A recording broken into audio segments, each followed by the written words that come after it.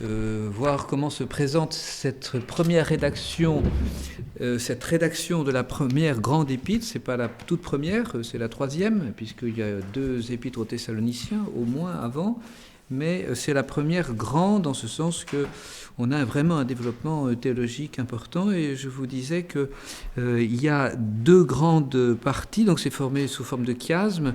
Dans le chapitre 1, Saint Paul a annoncé en quelque sorte la difficulté, qu'il va résoudre. Les Galates ont été subvertis par des idées nouvelles, et ces idées nouvelles, c'est la valeur de l'Ancien Testament qu'il faut imposer aux chrétiens, qu'il faut toujours suivre. On appelle ça judaïser. Et des prédicateurs donc sont passés après saint Paul et ont forcé, en quelque sorte, ont convaincu les Galates de judaïser. Et pour cela, ils ont dénoncé l'évangile de Paul, qui n'est pas divin. Il est selon l'homme et il est reçu d'un homme, Paul, n'est-ce pas? Et donc c'était le verset 11 du chapitre 1. Et saint Paul va donc se défendre et va rectifier la vérité quant à l'origine et à la nature de sa doctrine. Je vous déclare donc, mes frères, que l'évangile que j'ai annoncé n'est pas selon l'homme, car ce n'est pas d'un homme que je l'ai reçu ni appris, mais par la révélation de Jésus-Christ. Donc c'est les versets 11 et 12. Et ensuite, n'est-ce pas, eh bien, il va d'abord répondre, il va d'abord suivre son plan en commençant par le 2e, le verset 12, c'est les chapitres 1 et 2. Donc il va montrer qu'il n'a pas reçu d'un homme, mais qu'il a reçu de Dieu son évangile, il est bien l'apôtre de Jésus-Christ. Et ensuite, il va montrer que son évangile n'est pas selon l'homme, c'est-à-dire, eh bien, est bien l'évangile de Jésus-Christ, et bien selon la doctrine de Jésus-Christ, et même est bien selon la révélation dans son ensemble. Et donc là, on va voir, c'est le passage que je vous ai passé en photocopie, comment il interprète une partie de la révélation de l'Ancien Testament dans ce sens, n'est-ce pas, de l'évangile de Jésus-Christ. Ceci, il l'avait déjà annoncé. Il n'est pas content, saint Paul. Très, très nettement, il n'est pas content du tout. Le travail qu'il a fait auprès des Galates a été complètement bouleversé. Et donc, il vient en tant qu'apôtre de Jésus-Christ, et il donne tout de suite dans son premier verset son titre de créance. Il est apôtre, non pas par les hommes, non pas par les hommes, non pas des hommes, ni même par un homme, mais par Jésus-Christ, et par Dieu le Père, qui l'a ressuscité des morts.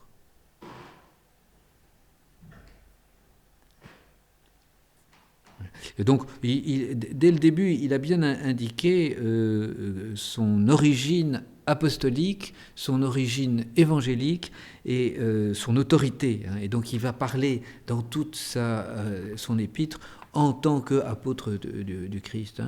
Et donc, il expose d'abord qu'effectivement, il a reçu son autorité du Christ, et donc c'est une espèce d'autobiographie que le chapitre 1 à partir du verset 13 et tout le chapitre 2, il montre le choix divin qui s'est posé sur lui, et puis ce qui est très important, l'acceptation et la ratification des apôtres. C'est à la fois un apôtre charismatique, il est choisi d'une façon charismatique sur le chemin de Damas par ces miracles, ce miracle de l'apparition du Christ, mais ensuite c'est un apôtre institutionnel, on peut dire, puisque du verset 1 à 10, dans le chapitre 2, il montre que les apôtres ont ratifié.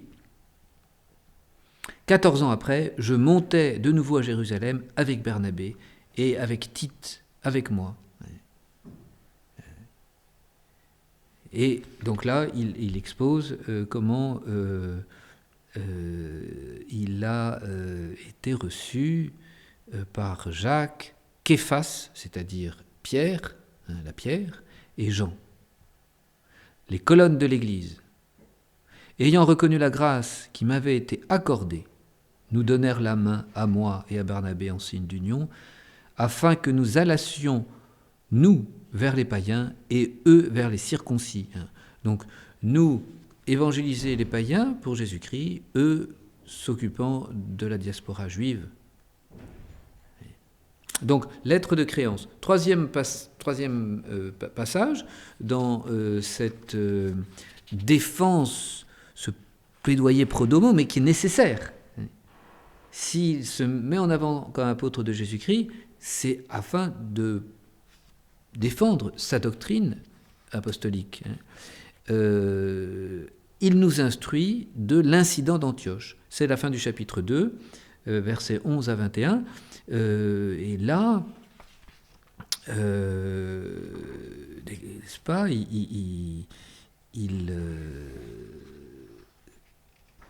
il rapporte comment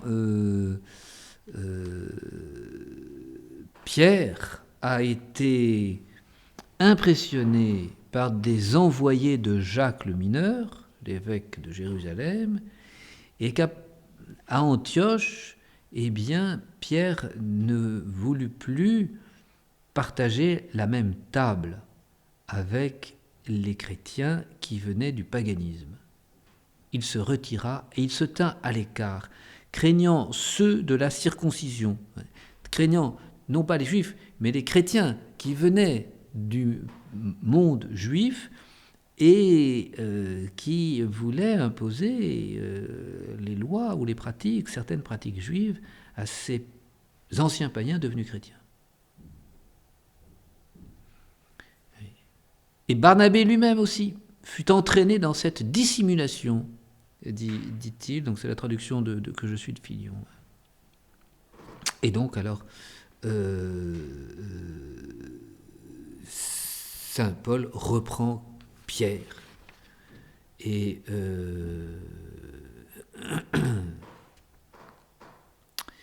alors expose tout le but de son épître qu'il va ensuite développer dans les chapitres 3 à 6, sachant que l'homme n'est pas justifié par les œuvres de la loi, mais par la foi en Jésus-Christ. Nous avons cru en Jésus-Christ pour être justifiés par la foi au Christ et non par les œuvres de la loi. Donc la loi dont il s'agit ici, c'est la loi juive, la loi de l'Ancien Testament. Et alors ça, c'est de cette manière, n'est-ce pas, il introduit ce qui fait le thème principal de sa lettre, qui est donc cet évangile que je prêche, c'est l'évangile de Jésus-Christ. Ça n'est pas un évangile humain. Et donc, il va développer effectivement des vérités de foi qui sont très dures à entendre, qui sont paradoxales. Mais c'est l'évangile. C'est comme ça. Nous sommes sauvés. Nous sommes sauvés par Jésus-Christ mort sur la croix. Ô Galates insensés, qui vous a fasciné pour que vous n'obéissiez plus à la vérité, vous, aux yeux de qui Jésus-Christ a été représenté comme crucifié au milieu de vous? Oh, Galates insensés.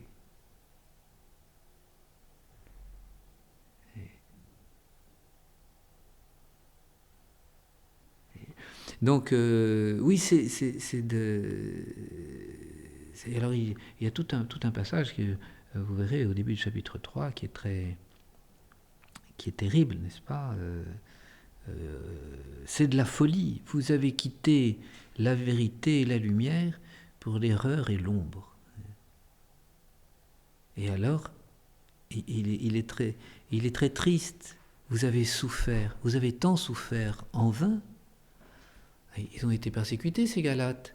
Ils sont passés au christianisme.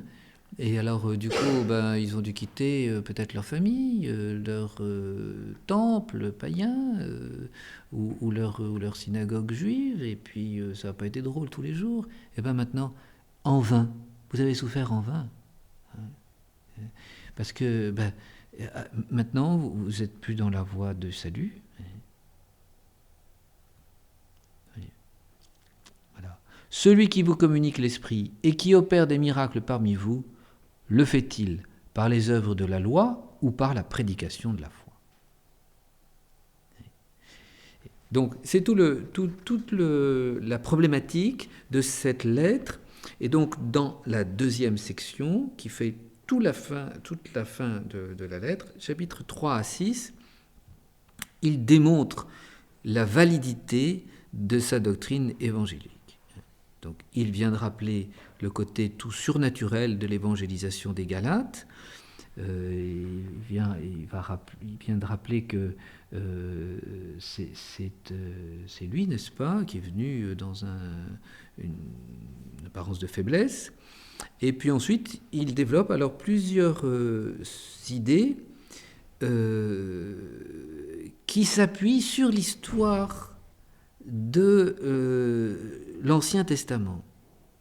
D'abord, il va parler de la préparation du salut universel.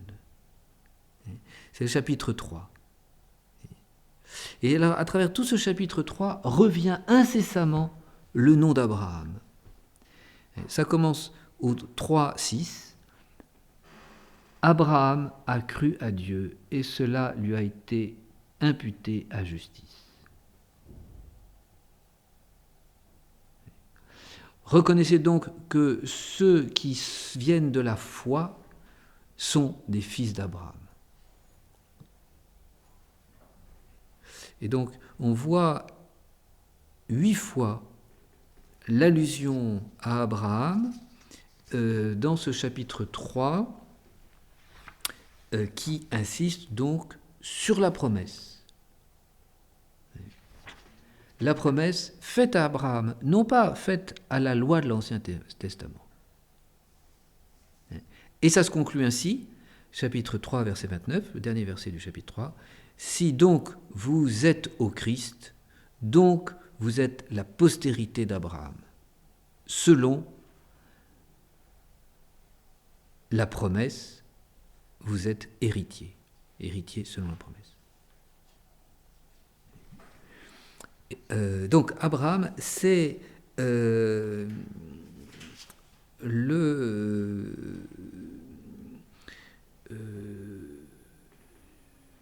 c'est la source de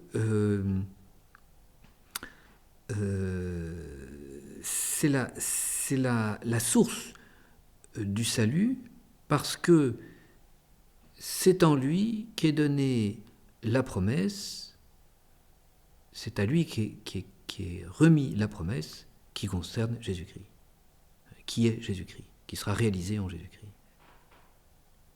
Et alors Abraham est béni, et cette bénédiction d'Abraham, vous voyez, elle appartient aux croyants.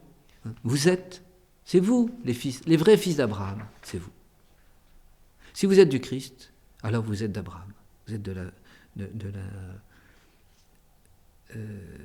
la semence d'Abraham. Et alors donc, cette bénédiction d'Abraham appartient aux croyants. Elle est remise aux croyants. Vous êtes bénis autant qu'Abraham est béni.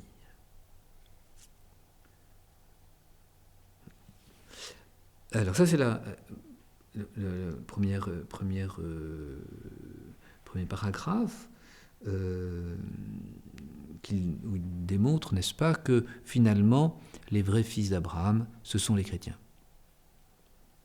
Ensuite, dans le chapitre 4, alors il reprend l'histoire universelle de l'humanité.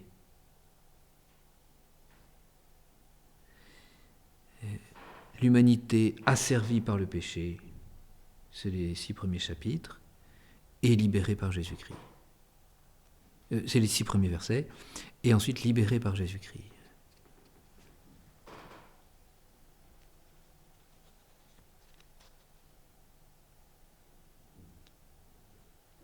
Lorsque fut venu, alors c'est le chapitre 4, verset 4, lorsque fut venue la plénitude des temps, Dieu a envoyé son Fils formé d'une femme assujettie à la loi.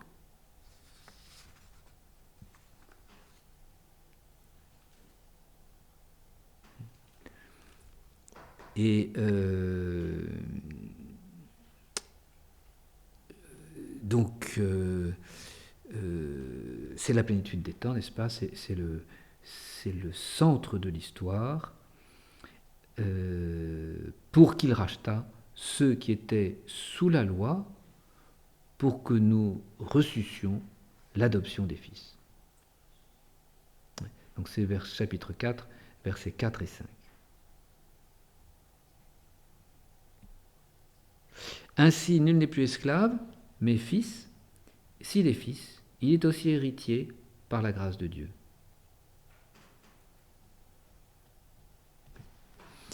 Donc, œuvre œuvre du Christ, n'est-ce pas, qui est un vrai fils d'Abraham et qui nous rend fils de la promesse, et même une promesse réalisée.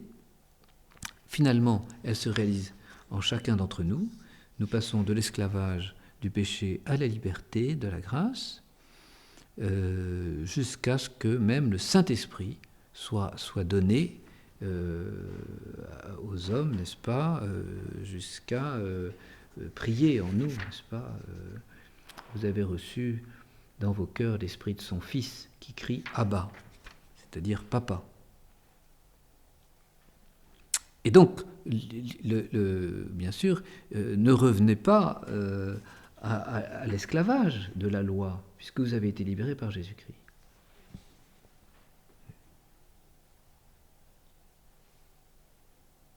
Et là se place l'allégorie de Agar et Sarah, qui représentent les deux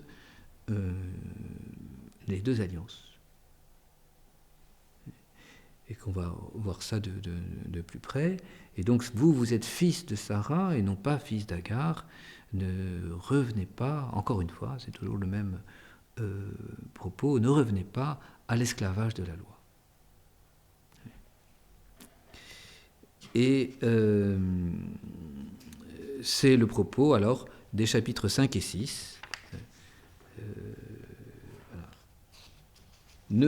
Ne revenez pas à la loi, restez fils de l'esprit, et alors vous accomplirez les fruits de l'esprit. Et il oppose alors les deux voies, la voie du mal et la voie du bien. C'est dans le chapitre 5, versets 16 jusqu'à 23, les fruits de la chair et les fruits de l'esprit. Les œuvres de la chair, fornication, impureté, impudicité, luxure, idolâtrie, maléfice, inimitié, querelle, etc. Et puis les fruits de l'esprit, alors, qui sont la charité, la joie, la paix, la patience, la bénignité. Alors ça, c'est un thème très juif que l'on retrouvera dans les premiers écrits chrétiens que nous avons encore des pères apostoliques. La Didaché, qui est contemporain de l'Épître aux Galates, c'est la voie de la vie et la voie de la mort. Donc, c'est un thème donc, qui était véhiculé dans la judaïté à cette époque et qui est repris donc, par les chrétiens.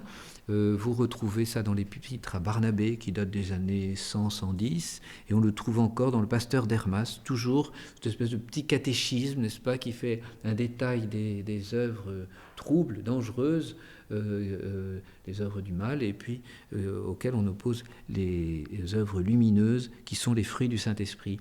Les fruits du Saint-Esprit, ce sont les grâces, ce sont les fruits de la grâce habituelle. Les béatitudes, ce sont des fruits supérieurs, on pourrait dire. C'est la plénitude de la sainteté.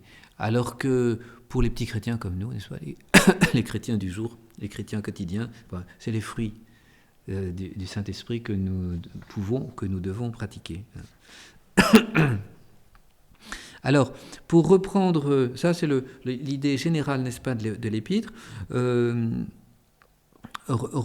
soulignons certains points importants, n'est-ce pas?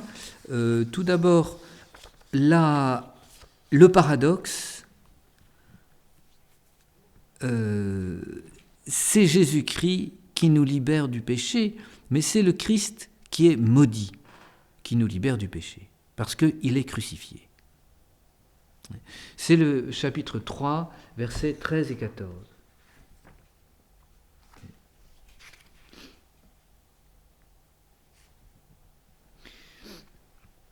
Le Christ nous a rachetés de la malédiction de la loi, étant devenu malédiction pour nous. Quel paradoxe! Car il est écrit, maudit est quiconque pendu au bois. Et alors ça, c'est le Deutéronome, chapitre 21, verset 23.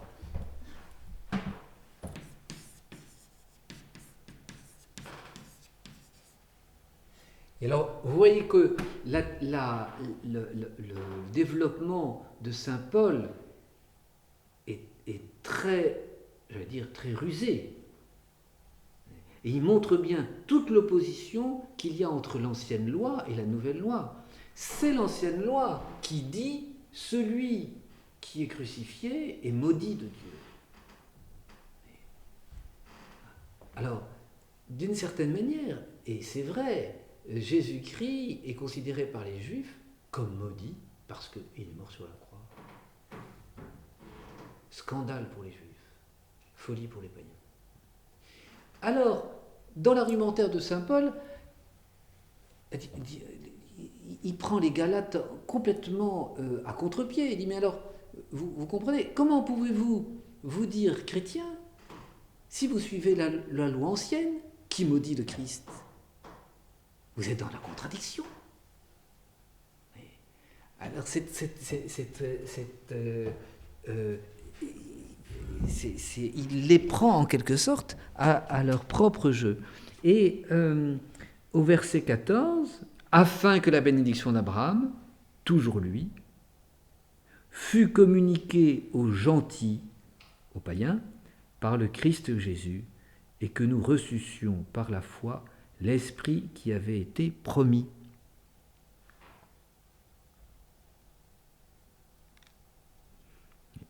Donc, il y a ce paradoxe. Le Christ est maudit par l'ancienne loi et il nous communique la bénédiction d'Abraham.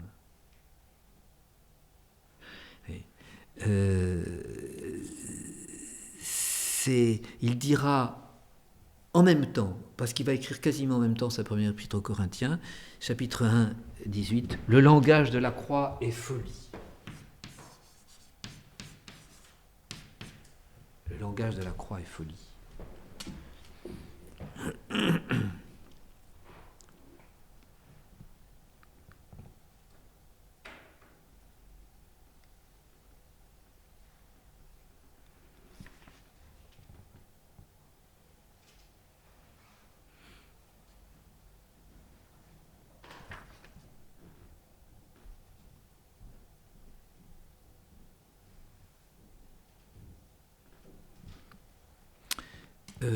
Il y a ici aussi une allusion au prophète Isaïe. 53.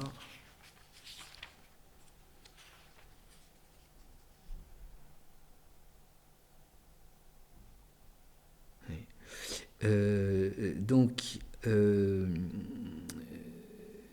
ce sont les poèmes du serviteur souffrant. Vous avez 5 passages entre le chapitre 42 et le chapitre 53 d'Isaïe, qui sont disséminés d'ailleurs, ils ne sont pas mis ensemble. Isaïe, par prudence, n'est-ce pas, les a noyés en quelque sorte dans d'autres prophéties. Isaïe contemple donc le Christ, le Messie humilié.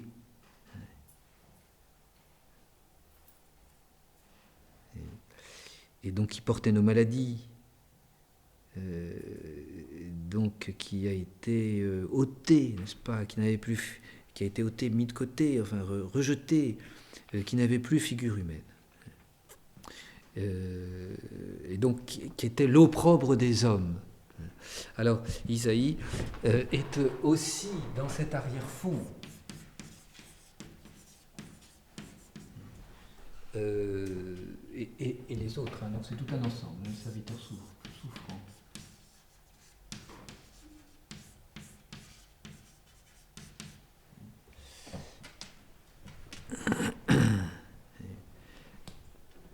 Donc,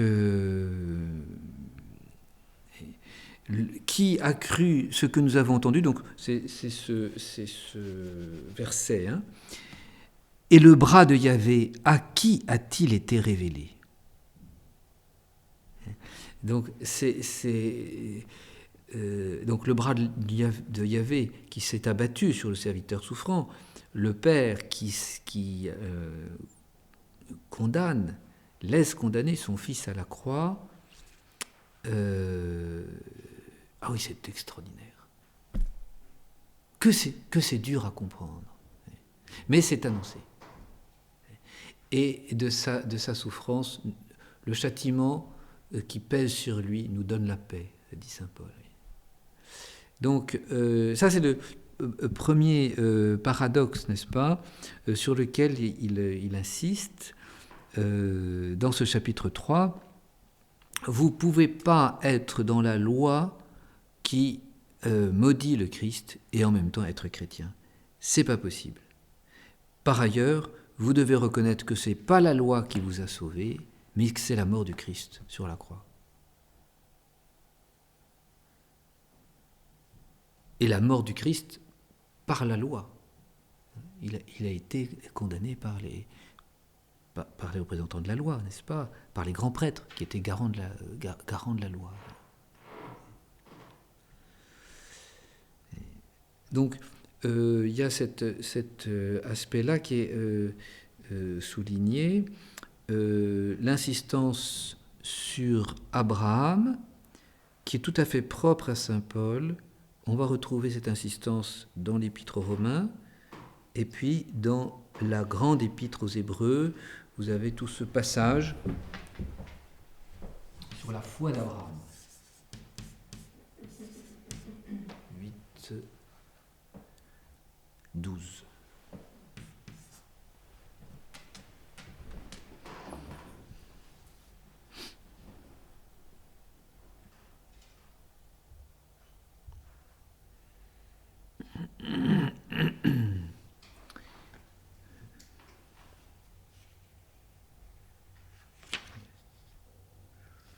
Aussi l'Écriture, prévoyant que c'est par la foi que Dieu justifierait les nations, l'a annoncé d'avance à Abraham, toutes les nations seront bénies en toi.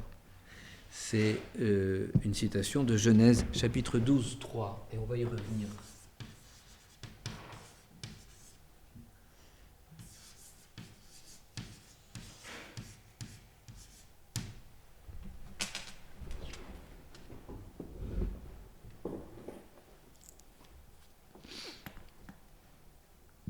Donc, ça, c'est un point, c'est le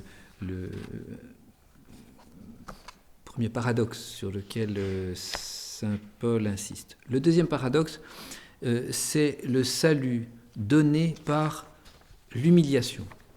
Donc, c'est le Christ qui nous sauve parce qu'il est condamné par la croix, parce qu'il s'est humilié. C'est le chapitre 4, versets 4 à 7. L'incarnation. Donc, à la plénitude des temps, il est venu se faire homme par la femme. Et ça, donc, Paul fait là la seule citation se référant à la Vierge Marie, qu'il appelle la femme. Il est venu d'ailleurs sous la femme, dit-il. Et donc il y a un côté tout à fait particulier car cette mère seule a engendré, génoménon. C'est un apax, dit-on, de saint Paul, c'est-à-dire un terme propre à saint Paul, apax. Donc, que l'on trouve ici et que l'on va retrouver au chapitre 4-6. Donc là, c'est... oui, que l'on trouve ici, oui, c'est ça. En ce verset 4-6.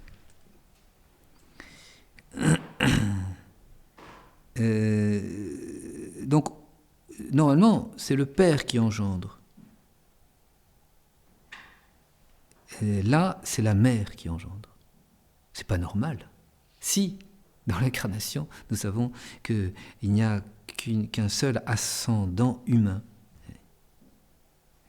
Jésus-Christ a pour Père le Père du ciel. Et ça, on en a parlé dès le début, au chapitre 1, verset 1. Bon, alors évidemment, on peut voir dans ce rôle de la femme, donc c'est par elle et par elle seule, puisqu'il n'y a pas de Père humain, qu'il est venu incarner sous la loi. Factum ex muliere, factum sub lege. Ça, c'est la traduction de saint Jérôme dans la Vulgate. Pour qu'il rachetât ceux qui étaient sous la loi. Alors ça, c'est la plénitude des temps. Ça, c'est l'objet, la réalisation de la promesse. Alors Dieu a envoyé son Fils formé d'une femme assujettie à la loi. La traduction de Fillon. Alors évidemment, on pense à la femme de Genèse, chapitre 3, verset 15.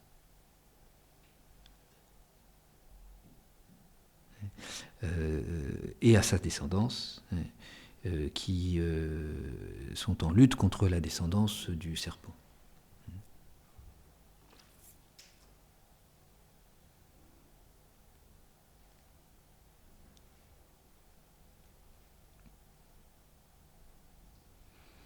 Voilà. Alors, c'est une perspective en quelque sorte descendante. Hein. Dieu envoie, et il envoie s'incarner sous la femme, donc ça veut dire soumis à la femme, tiré de la femme et en même temps soumis à elle, soumis à la loi.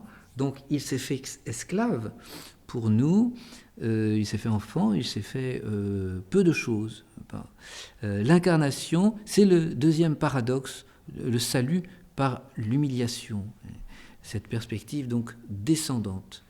Que l'on retrouve aussi dans Saint Jean chapitre 1, le Verbe s'est fait chair. Le Verbe était en Dieu et il s'est fait chair, il est descendu. Et que l'on va retrouver incessamment dans toutes les épîtres de Saint Paul. Cette descente de Jésus-Christ en chacun de nous. Et il en reparlera au chapitre 4, versets 19-20. Mes petits enfants, pour qui j'éprouve de nouveau les douleurs de l'enfantement, jusqu'à ce que le Christ soit formé en vous. Donc 4, 19.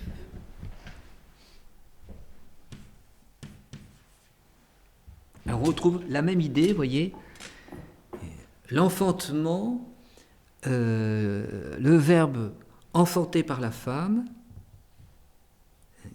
le Verbe, le Christ formé en nous, n'est-ce pas? C'est une sorte d'enfantement. Mes petits-enfants, il s'adresse aux Galates qui le font bien souffrir, oui, effectivement. J'éprouve de nouveau les douleurs de l'enfantement.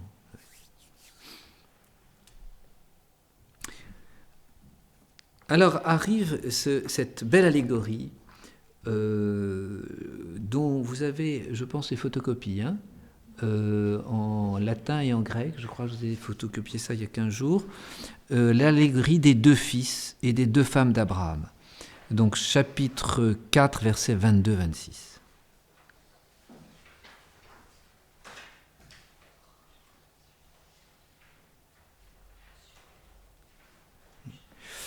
Alors c'est un passage très intéressant pourquoi? Parce que Saint Paul est un rabbin, n'est-ce pas? Il a appris au pied de Gamaliel les Écritures, il les connaît peut-être par cœur. Normalement, les rabbins devaient connaître par cœur l'Écriture sainte. Alors, donc, il connaît bien l'Ancien Testament, et il le connaît bien mieux que nous. Il n'a connu que ça pendant toute une partie de sa vie. Et donc, nous allons avoir là une lecture de l'Ancien Testament par un ancien rabbin, ou par un rabbin, mais qui a été illuminé par Jésus-Christ. Donc, vous avez toute la saveur de l'Ancien Testament qui débouche, n'est-ce pas, sur le Nouveau Testament. Donc, nous, on est des braves païens, on regarde les choses de l'extérieur, un peu comme des spectateurs. Lui, il a vécu l'Ancien Testament, et tout d'un coup, l'Ancien Testament débouche sur le Nouveau Testament. Et alors, ce qu'il vivait, tout d'un coup, c'est le papillon qui sort, n'est-ce pas, de la chenille. C'est la fleur qui s'ouvre le matin, vous voyez. Et il l'avait, et tout d'un coup, les choses deviennent... l'ombre s'écarte, n'est-ce pas? Il voit ce qu'il y avait derrière le voile. Le voile tombe. Ça doit faire un effet très particulier. La conversion d'un juif doit être très particulière. On voit ça un peu dans l'ouvrage de Judith Cabot, Les balcons du ciel. Mais elle traduit sa conversion d'une ancienne juive, n'est-ce pas, et qui passait au christianisme dans les années 60, 70. Hein, et elle raconte sa conversion, mais nous, ça ne nous dit rien. Donc, elle est émerveillée par ce qu'elle découvre. Nous, vaguement. Oui, c'est très intellectuel pour nous. Elle a vraiment... Vous voyez, elle passe de l'ombre à la lumière, ou plus exactement, la chose qu'elle tient, tout d'un coup, dans ses mains, devient la vérité. Alors là, on voit un peu la même chose. C'est ce que Saint Paul a essayé de traduire dans ces versets. Donc, il connaît bien l'Ancien Testament, il connaît bien la Genèse, l'histoire d'Abraham. Et alors, tout d'un coup, cette histoire s'illumine comme étant le type ou l'allégorie de Jésus-Christ, de l'Église, plus exactement, des deux alliances. Le type renvoie à l'antitype. Le type, donc, c'est l'Ancien Testament, renvoie au Nouveau Testament. Ah, alors, là, dans cet Ancien Testament, je me rends compte que est cachée une réalité bien plus grande, bien plus profonde. Et comment? Et c'est Dieu qui a caché, n'est-ce pas, dans cette révélation ancienne, une lumière toute nouvelle qui doit briller à la plénitude des temps. Donc, ce passage assez court, dites-moi, vous qui voulez être sous la loi, n'avez-vous pas lu la loi? Ah, alors, vous voulez être sous la loi? Eh bien, je vais vous prendre. Alors, la loi, là, il y a un jeu. Hein. Vous qui voulez être sous la loi, c'est-à-dire sous la loi ancienne, sous toutes les prescriptions mosaïques, est-ce que vous n'avez pas lu la loi? Et là, il s'agit de la Torah, c'est-à-dire cet ensemble de livres qui parlent, qui exposent, qui noue l'alliance, la première alliance, mais qui est beaucoup plus vaste et beaucoup plus riche que les simples observances mosaïques. Et alors c'est vrai, donc, n'avez-vous pas lu la loi? La loi était lue dans les synagogues. Nous lisons l'Évangile dans les synagogues, et au sabbat, ils lisaient la Torah. Et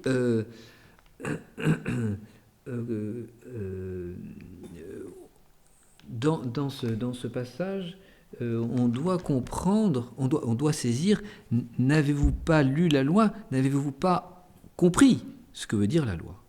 Et donc il va citer, au verset 22, il va raconter, il est écrit qu'Abraham eut 2 fils, l'un de l'esclave et l'autre de la femme libre.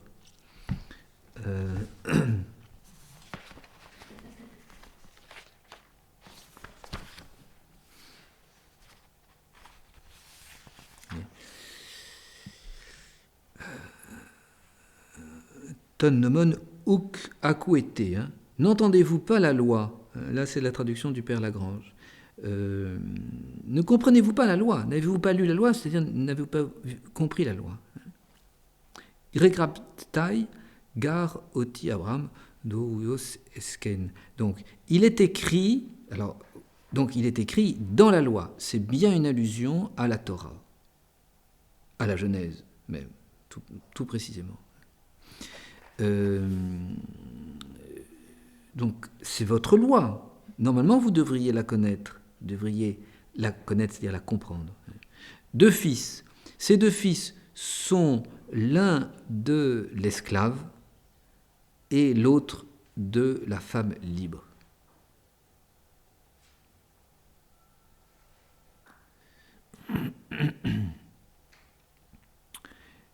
Donc, Agar, la servante de Sarah. Alors, paidisken, dans le Nouveau Testament, a le sens d'esclave, de servante, plus exactement. Et Eleutheras, c'est donc Sarah, la femme légitime d'Abraham. Eleutheras, celle qui est libre. Donc, Abraham a eu 2 enfants, 2 garçons, on les connaît, c'est Ismaël et Isaac. Il y a là une opposition. Il insiste, n'est-ce pas? Il ne donne pas le nom d'Agar et de Sarah. Ça serait trop vague. Il crée une opposition entre les 2 femmes. L'une est servante, l'autre est libre. Sarah, elle est libre, enfin, il ne faut pas exagérer, elle est sous la puissance de son mari. Donc, elle est libre, oui, par rapport à Agar, elle est libre. Enfin, vous voyez, il force le ton de façon à bien créer cette opposition entre les 2, car ça va être cette opposition que l'on retrouve aujourd'hui, n'est-ce pas, au temps de Saint Paul, et d'ailleurs aujourd'hui aussi. Mais celui de la servante naquit kata sarka selon la chair, n'est-ce pas, et l'autre en raison de la promesse, dit Epangelias. Alors, ça c'est vrai, donc c'est une explication tout à fait juste. Il résume, n'est-ce pas? Oui, la première, elle était, c'est une conception tout à fait normale, naturelle. D'ailleurs, c'est Sarah qui a envoyé Agar auprès de son mari pour lui donner une postérité. C'était la possibilité, n'est-ce pas, lorsqu'il y avait une stérilité, soit du côté du mari, soit du côté de la femme, le cousin, le frère pouvait épouser alors, et inversement, pour donner une postérité à son frère. Alors, donc, la première naissance d'Ismaël, elle est selon un calcul humain, selon la chair. La seconde, alors, c'est la promesse de Dieu. Sarah était âgée, elle ne devait plus pouvoir concevoir, elle a conçu miraculeusement, c'est évident. Nouvelle opposition, la chair d'un côté, le calcul des choses humaines, la promesse de l'autre. Et donc, ce qui est important, n'est-ce pas, c'est que dans promesse, il y a Jésus-Christ. La promesse est faite en vue de Jésus-Christ. La promesse est faite à Abraham pour avoir une postérité qui sera par Jésus-Christ toutes les étoiles du ciel. Donc, il marque, tout le propos de Paul est de marquer cette opposition.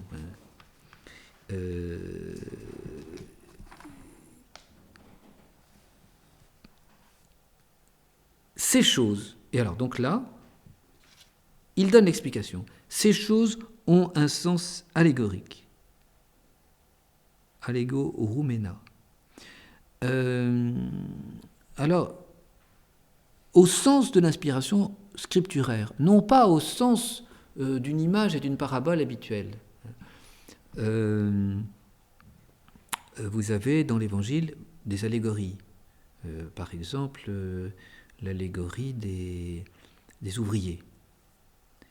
Les ouvriers de la première et dernière heure. Donc, c'est une petite histoire qui doit être interprétée pas à pas. Chaque chose a son sens, chaque élément a son sens. D'ailleurs, Jésus-Christ le donne aux apôtres. On peut aussi faire des allégories. Vous avez dans Valeurs actuelles une allégorie sur les événements politiques toutes les semaines, n'est-ce pas ? Il y a une page de M. de Rastignac, et c'est très drôle parce qu'il faut trouver sous les noms, derrière les noms, l'image des ministres et des présidents. Bon.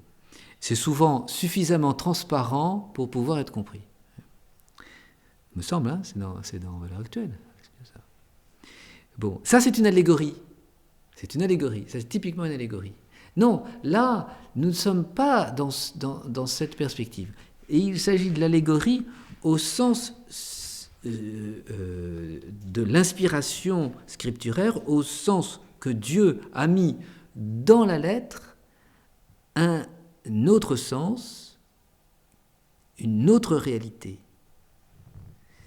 Cette lettre porte quelque chose d'autre, dira Tertullien, pour expliquer ce terme de les choses ont un sens allégorique, ont été dites allégoriquement.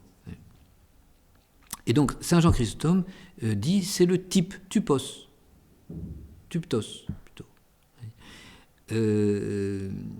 Donc Dieu, quand il a inspiré l'écriture sainte à Moïse, dans cette histoire vraie d'Agar et de Sarah, d'Ismaël et d'Isaac, il y avait une autre histoire qui était racontée. C'est l'histoire actuelle de la loi de l'Ancien Testament s'opposant à la réalisation du Nouveau Testament. Il y avait là deux alliances. Ces choses ont un sens allégorique, car ces femmes sont deux alliances, et donc il utilise le terme de diatékai, qui est l'alliance, le mot utilisé dans la Septante pour traduire bérite, qui est l'alliance entre Dieu et les hommes. Et deux alliances qui sont voulues par Dieu. Alors ces deux alliances, alors il va poursuivre sa comparaison. L'une, c'est le mont Sinaï. L'une a été donnée au mont Sinaï, donc c'est l'ancienne alliance, pas de problème. Moïse, fils d'Israël qui ont quitté l'Égypte. Eh bien, cette alliance donnée sur le mont Sinaï, c'était une alliance dans la servitude. Vous étiez obligés d'obéir à la loi dans toutes ses prescriptions.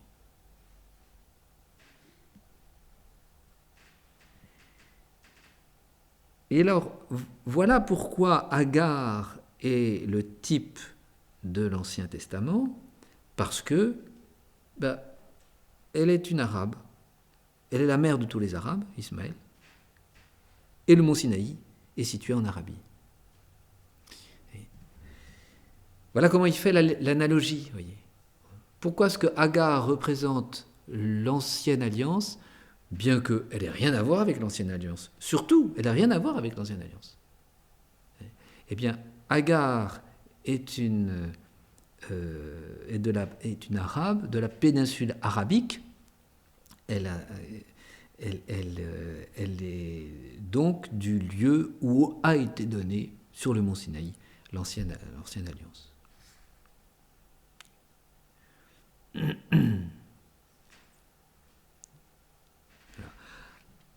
Agar est esclave parce que l'Ancien Testament, c'est une loi d'esclaves, une loi pour les esclaves. Donc le sens est finalement très dur. Paul assimile les Juifs de son temps à des esclaves. Religieusement, ils sont esclaves. Tout comme Agar était l'esclave de Sarah et d'Abraham. Oh, c'est très dur. Car le mont Sinaï est situé en Arabie.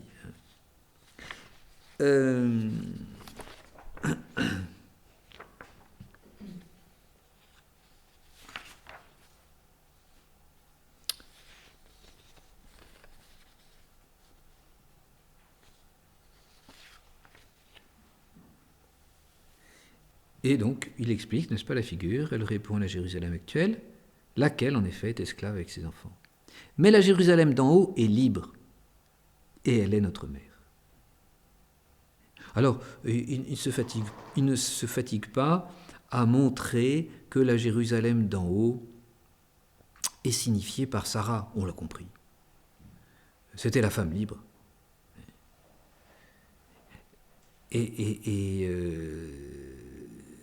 Comme Sarah a enfanté Isaac, eh bien, l'Église est notre mère, elle nous enfante.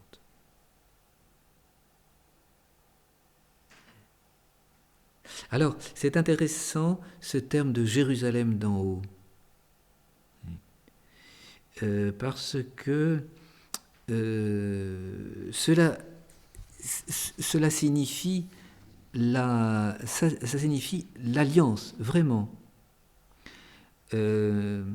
L'alliance qui élève, qui amène en haut. Alors, on a là tout l'arrière-fond de cette alliance qui est comme une ascension. Dieu se penche vers l'homme, mais pour élever l'homme à lui. Et alors, c'est l'exemple d'Enoch, c'est l'exemple d'Élie. On avait cité Enoch la semaine dernière, je crois. Élie, amené en haut, n'est-ce pas, sur son char de feu. Et c'est aussi l'exemple de la nuée. Donc la nuée qui guidait Israël dans le désert, lorsqu'elle sait... Alors la nuée, c'est l'exemple de l'alliance réalisée. Lorsque Moïse a fait son alliance avec Dieu, a accompli toutes les prescriptions de Dieu, a construit le tabernacle, a mis l'arche d'alliance dans le tabernacle, à ce moment-là, la nuée est venue. Elle a couvert le tabernacle et ils étaient encore dans le désert, donc ils étaient appelés à avancer. Quand la nuée s'élevait, n'est-ce pas, alors à ce moment-là, on suivait. Donc c'est Exode chapitre 40, 36, 37. Donc la nuée qui représente Dieu élève, donc attire à elle et fait avancer vers la terre sainte, vers la terre promise. Donc on voit cet arrière-fond de alliance qui est là pour élever, comme dans l'Ancien Testament, on en a vu être élevés par leur union à Dieu. Vous pouvez voir aussi ça dans Nombre, chapitre 9, verset 17.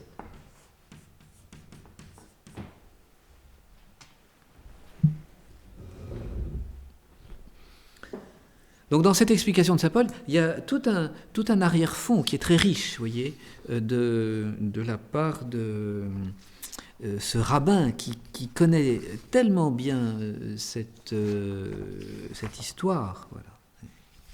Et alors après, vous avez cette citation d'Isaïe, « Alors réjouis-toi, stérile, toi qui n'enfantes point ». Donc c'est une citation du prophète, Isaïe 54, 1. Et donc, c'est la joie de Sarah qui n'était pas mère et qui l'est maintenant, qui a été choisie par Dieu. Les enfants de la délaissée solitaire sont plus nombreuses que ceux de la femme qui possède un époux. Et alors il termine ensuite la comparaison, vous, frères, vous êtes comme Isaac, enfant de la promesse. Mais de même qu'alors celui qui était né selon la chair persécutait celui qui était né selon l'esprit, ainsi en est-il encore aujourd'hui. Bon. Et alors, que dit encore l'Écriture ? Chasse la servante et son fils. Le fils de la servante n'héritera pas avec le fils de la femme libre. Donc ça, c'est Sarah elle-même qui demande à Abraham de se débarrasser d'Ismaël. Alors on pourrait dire, c'est une jolie histoire, Saint Paul, est-ce qu'il n'affabule pas un petit peu ces deux alliances comme cela ? En fait, c'est un résumé qui est quand même très... qui suit vraiment de près l'épisode d'Agar et de Sarah.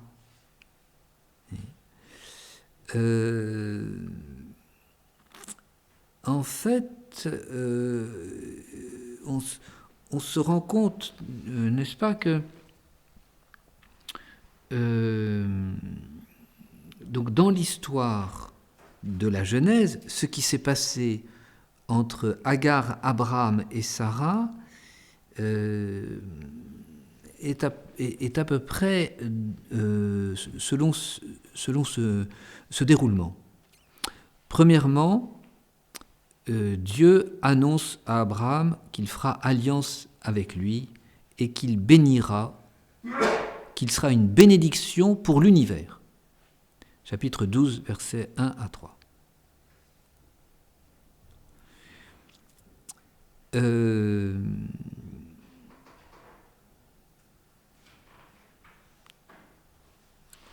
Premièrement, alors ça c'est l'annonce générale. C'est la promesse faite in genere, sans donner de précision. Ensuite, Dieu précise cette alliance. Je te donnerai une terre promise et une postérité terrestre. Chapitre 13, verset 14. Bon, alors là, c'est l'annonce de la postérité d'Israël et de la Terre Sainte occupée par la famille d'Abraham, les descendants, les 12 tribus, Moïse, Josué, donc l'installation au Canaan. Donc, c'est la bénédiction terrestre, bénédiction de l'Ancien Testament. Chapitre 14, Abraham est béni par Melchisédek. Donc, nous sommes dans un autre ordre. Alors, cette bénédiction, elle n'est pas précisée concrètement, mais on sent que l'on passe, que c'est une bénédiction qui est préparatrice à une nouvelle phase dans la bénédiction. Elle arrive au chapitre 15. Cette fois-ci, Dieu promet à Abraham la postérité céleste. Donc non pas une postérité terrestre, mais une postérité céleste. Genèse, chapitre 15, versets 3 à 6. Et cette postérité est accordée à Abraham parce que Abraham a la foi en la promesse d'avoir une descendance. Et à ce moment-là, il fait un rite d'alliance avec Dieu. Il sacrifie des bêtes, passe au milieu de ces bêtes, et puis Dieu passe lui aussi au milieu de ces bêtes. Donc il y a, vous voyez, deux bénédictions bien précises, chapitre 13, chapitre 15, qui sont faites, deux promesses à Abraham. Ensuite arrive notre épisode. Agar conçoit, chapitre 16, elle s'enfuit, elle est ramenée par l'ange de Yahvé qui est en fait une représentation de Dieu, et elle enfante. Chapitre 16, Abraham nomme l'enfant d'Agar Ismaël, c'est-à-dire Yahvé a entendu. Et ce nom a été donné par Dieu lui-même. Hein.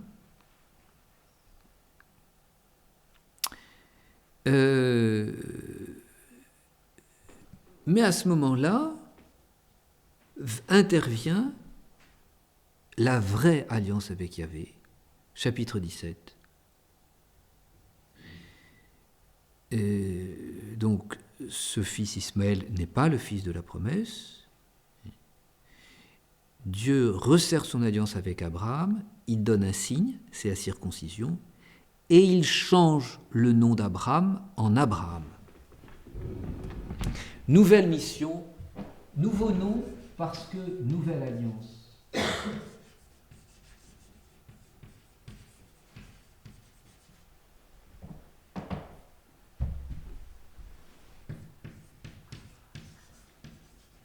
Donc d'Abraham, on passe à Abraham, c'est-à-dire de père élevé, Abraham, à père de beaucoup, beaucoup. Ça veut dire père d'une multitude. Père des peuples, père des rois, beaucoup, beaucoup. Voilà.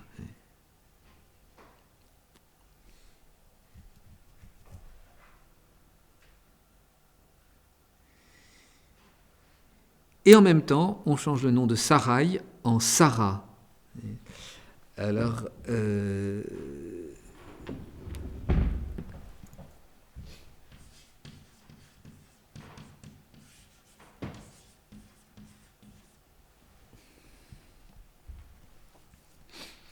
c'est-à-dire qu'on supprime le possessif. Sarai signifie ma princesse, changée en princesse tout court. Sarah était une déesse, le nom d'une déesse, la déesse Ningal, femme du dieu Lune, le dieu Sin. Et alors à ce moment-là, naît Isaac. Enfin, naît Isaac, il faut attendre encore un peu, chapitre 21.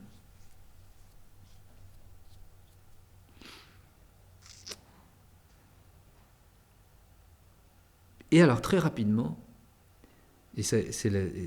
alors, donc, on voit bien, vous voyez comment Agar et Sarah, comment leurs deux enfants sont bien les symboles, arrivent bien à deux étapes de l'alliance entre Dieu et Abraham.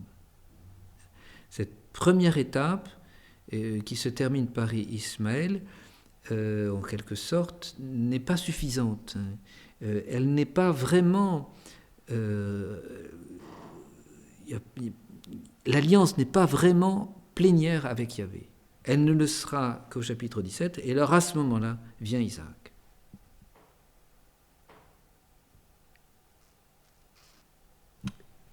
Et saint Paul connaît bien son écriture sainte.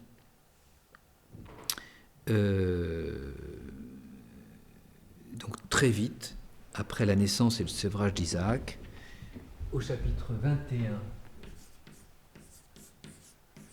9 de la Genèse,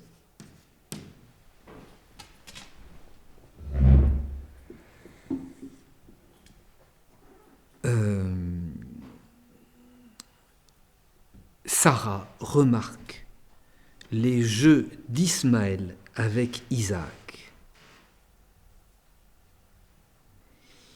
Et le terme utilisé par les Septante, alors le terme utilisé par l'hébreu n'est pas très clair, est assez vague, mais le terme utilisé par la Septante est très clair, c'est paizonta.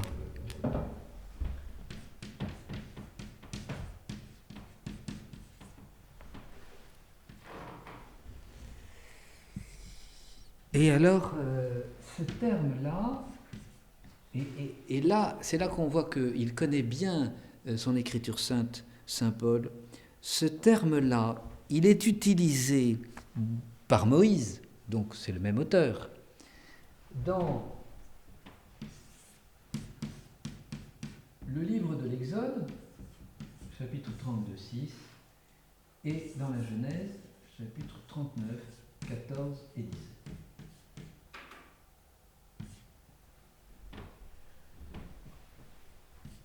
Quelles sont les deux scènes qui sont indiquées ici?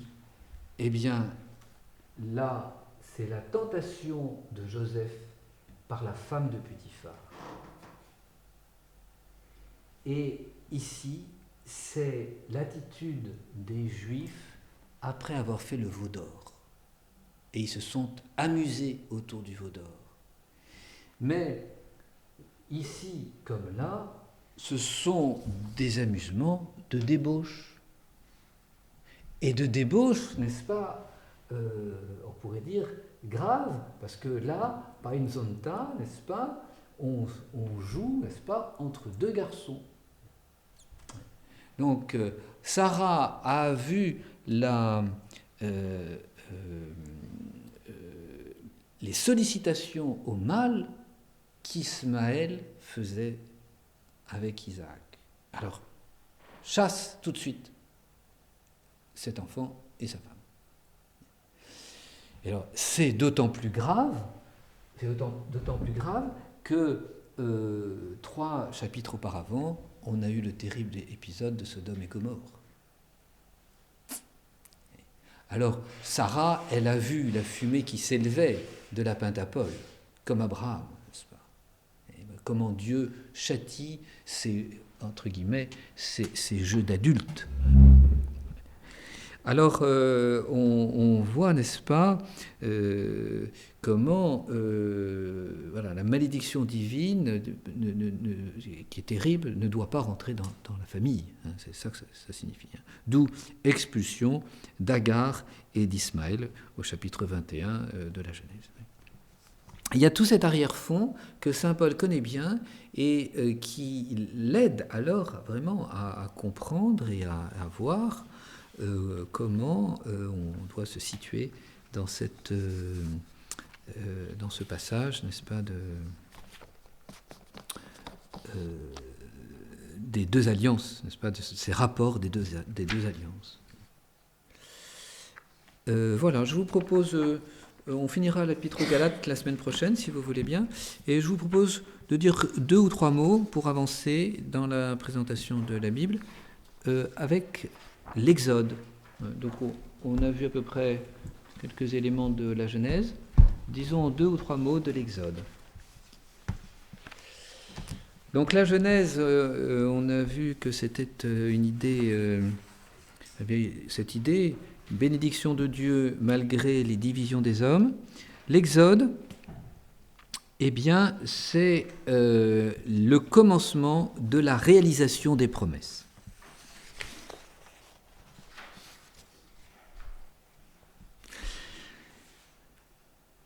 Donc, la grande promesse, c'est de refaire l'alliance entre Dieu et les hommes qui a été détruite par le péché originel.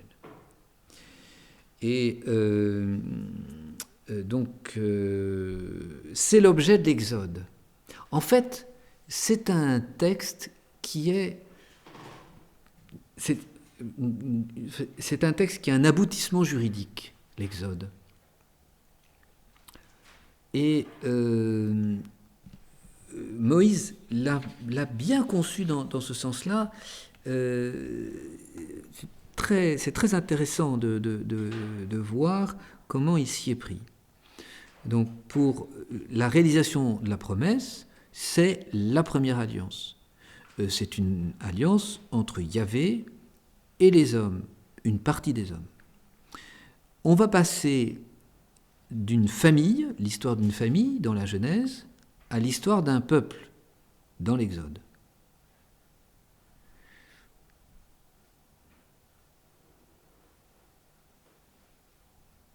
Donc la Genèse apparaît constituée, il y a 40 chapitres, qui sont assez bien équilibrés. Les 18 premiers racontent la condition des Juifs en Égypte, leur échappée, donc chapitres 1 à 18. La deuxième partie raconte l'alliance avec Dieu, chapitres 19 à 40.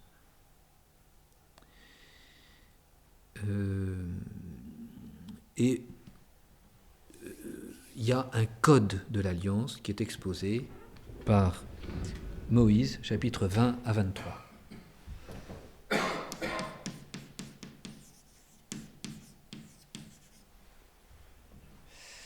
20, 22, 23, 19.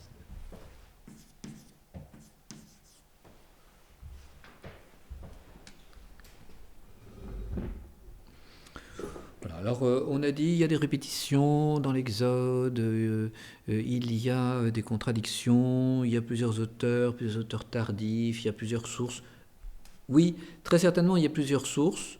Il y a peut-être plus exactement plusieurs scribes, plusieurs mains différentes. C'est vrai. Mais l'auteur est bien signalé comme étant Moïse. Moïse qui écrit sur ordre divin dans le livre. Donc c'est la première allusion à un livre, Exode 17-14.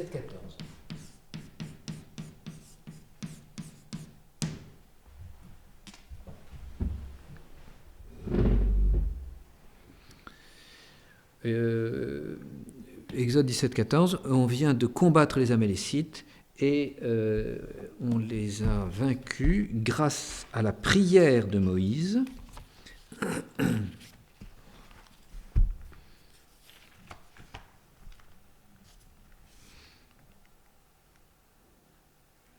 Dixit autem Dominus ad Moïsen, donc là j'ai l'Exode de la Vulgate, écrit cet événement dans le livre.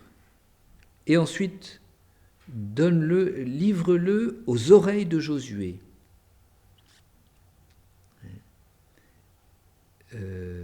En effet, je détruirai la mémoire d'Amalek sous le ciel. Alors vous avez, voyez, ces deux aspects de la loi, écrite et orale. Écrite, ceux qui gardent le livre, ça sera d'ailleurs un livre à peu d'exemplaires. Ce seront les prêtres. Et puis oral, donc toute la connaissance orale de la Torah, qui sera ensuite récitée par cœur au milieu des tribus d'Israël. Victoire sur les Amalécites, donc, doit être inscrit comme un récit. Et effectivement, c'est bien ce qui est indiqué là dans l'Exode. Pourquoi ? Pour en garder le souvenir. Alors, l'Exode, c'est bien ça. La première partie de l'Exode, c'est garder le souvenir des bienfaits de Dieu pour Israël. Et donc c'est tous les prodiges, tous les miracles, en Égypte, traverser la mer Rouge et dans le Sinaï. C'est sans mesure avec les grâces qui ont été données aux autres peuples. Ce sont les premiers miracles que nous voyons dans l'histoire d'Israël, quasiment. Et il y a des apparitions de Dieu, n'est-ce pas ? Il y a l'élocution de Dieu, il y a le combat de Jacob et tout.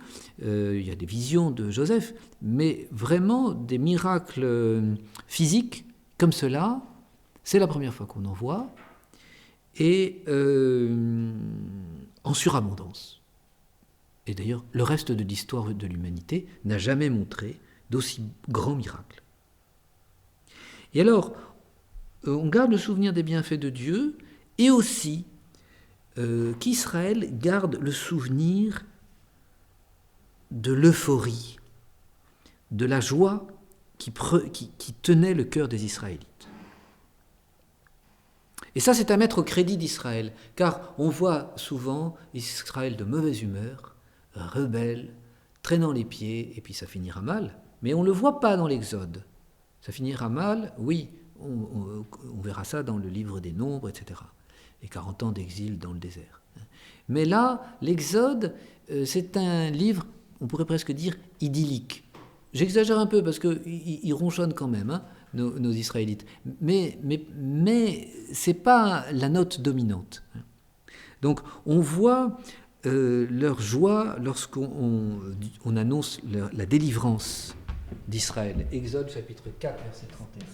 Lorsque Moïse revient du Sinaï et leur annonce que Yahvé lui a parlé et qu'il va les libérer de Pharaon. On voit la joie aussi et l'empressement d'Israël lorsqu'il faut accomplir les œuvres de la loi, et en particulier lorsqu'il faut construire le tabernacle. C'est le chapitre 35.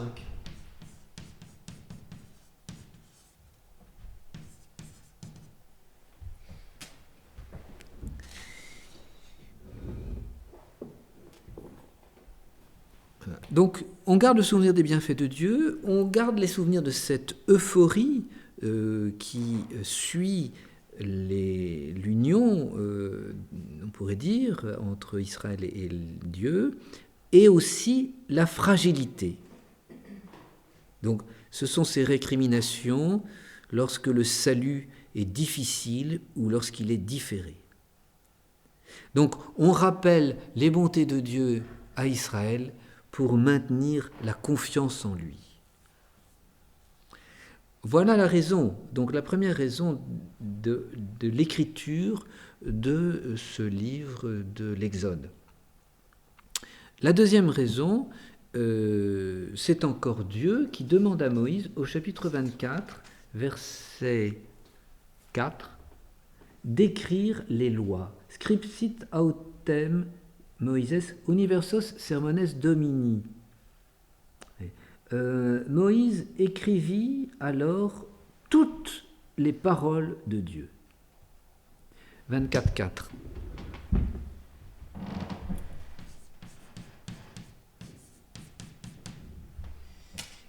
Et alors là, bien évidemment, c'est le code de loi. Le code de loi pour Israël. Donc, on se rappelle des œuvres de Dieu, on se rappelle des lois que Dieu, législateur, donne à Israël. Et ces lois font la grandeur d'Israël. Il y a des civilisations prestigieuses à l'époque, les Égyptiens, les Babyloniens, mais ils n'ont pas de loi comme Israël. Parce que cette loi est donnée par Dieu et c'est une loi qui est sacrée, qui met la société sous l'influence du culte, qui est une loi à la fois éthique, morale et religieuse.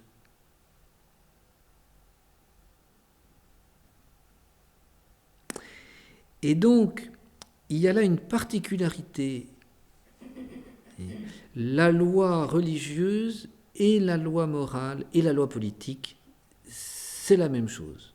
Dieu est le roi d'Israël. Dieu est le législateur d'Israël, Dieu est le roi d'Israël. On n'a pas ça chez les païens. Les païens, ils séparent. Vous avez le culte d'un côté, et puis vous avez la politique de l'autre, sociale, économique. Et cette distinction fait que, eh bien, on est dans deux domaines qui sont vraiment séparés et qui n'ont rien à voir l'un avec l'autre. Et la législation se trouve en général du côté du politique. Là, non. Vous avez un code de loi tout à fait particulier pour instruire le peuple. Donc, gardez le souvenir, instruire le peuple, chapitre 24, verset 7, instruire le peuple des lois, donc voilà pourquoi elles sont écrites. Et troisième indication dans l'Exode, chapitre 34, verset 27,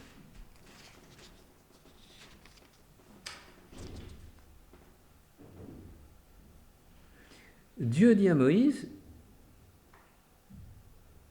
écris pour toi ces paroles par lesquelles, et avec toi, et avec Israël, j'ai conclu l'alliance. 34, 27.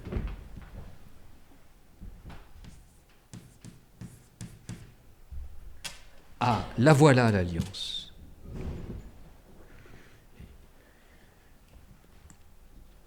L'alliance est fondée sur ces lois et sur les garanties de la fidélité divine. Les lois, les hommes s'engagent à les respecter, c'est pour ça qu'on leur inculque. La fidélité divine, elle est exposée par tous les miracles, tout ce que Dieu a fait dans l'Exode pour Israël. Et donc là, on a, vous voyez, un engagement réciproque. Dieu a montré combien il s'engageait. Il demande en retour l'engagement des hommes. Les hommes s'engagent solennellement à respecter ces lois. L'alliance est faite. Et elle est faite dans un engagement solennel, chapitre 24, versets 1 à 11.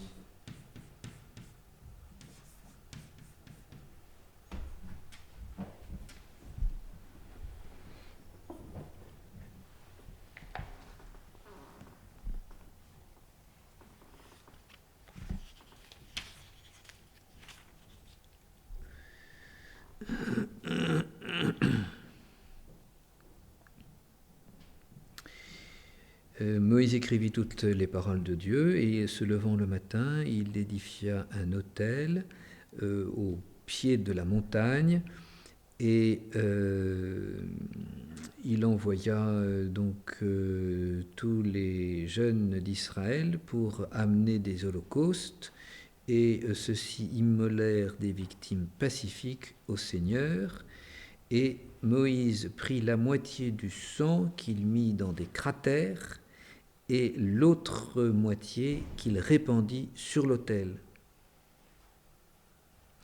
Et ayant pris le volumen fédéris, donc le livre de la loi, il la lit au peuple, qui dirent « Tout ce qu'a dit le Seigneur, nous le ferons et nous serons obéissants. » Alors, prenant le sang, Moïse aspergea le peuple et dit « Ceci est le sang de l'alliance que le Seigneur passe avec vous,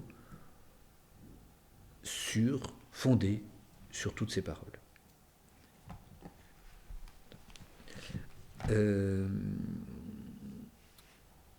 Donc, vous voyez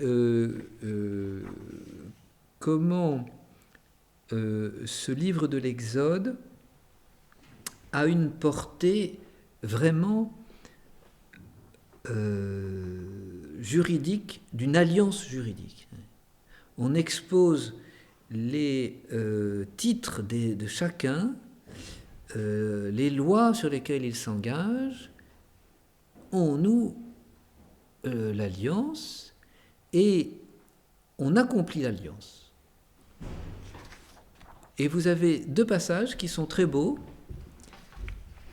Dieu demande, c'est Exode 25-30, et il demande à Moïse, tu feras ceci, tu feras cela, tu bâtiras une arche, une tente, tu ordonneras des prêtres, ils seront habillés de telle manière. Donc tout ça, Dieu demande tout ça, et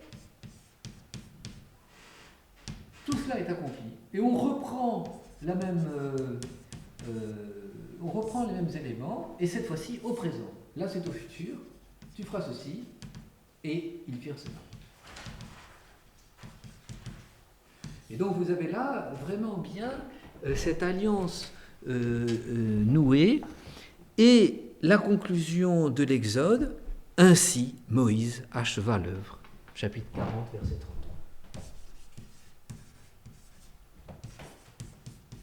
Ainsi, Moïse acheva l'œuvre, et se passe alors le signe de l'alliance. La nuée couvrit la tente et guida Israël. Donc, ce sont les derniers versets, 34 à 38 de l'Exode. Voilà. Donc on voit vraiment bien ce livre de l'Exode qui est bâti d'une façon très juridique, d'une part, et donc qui est la première étape qui a été présentée à Abraham dans la Genèse, cette alliance entre Dieu et les hommes, par toi. Cette bénédiction, donc on voit la réalisation de ces bénédictions, déjà, tous ces miracles qui ont été faits pour Israël, et alors comment Israël peut s'engager en toute confiance, on peut dire, avec ce Dieu. Et alors, Yahvé dira, c'est pas vous qui m'avez choisi, c'est moi qui vous ai choisi. C'est vrai. Ouais. Et faites gaffe, c'est vrai, on ne choisit pas Yahvé, c'est Yahvé qui nous choisit. On n'oserait pas choisir Yahvé parce que qu'est-ce qu'il nous réserve? On verra ça la semaine prochaine.